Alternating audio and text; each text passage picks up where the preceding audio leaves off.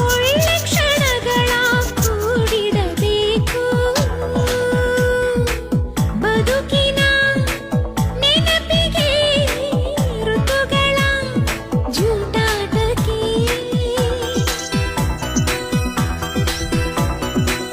ಸೊಗಸಿನಿಂದಲೇ ಸೊಗಸ ಸವಿಯುವ ಸೊಗಸಿನಿಂದಲೇ ಸೊಗಸ ಸವಿಯುವ second exam completed. ಚೆಲುವಿಗೆ ಹಬ್ಬ ಹೇಳ್ರಿ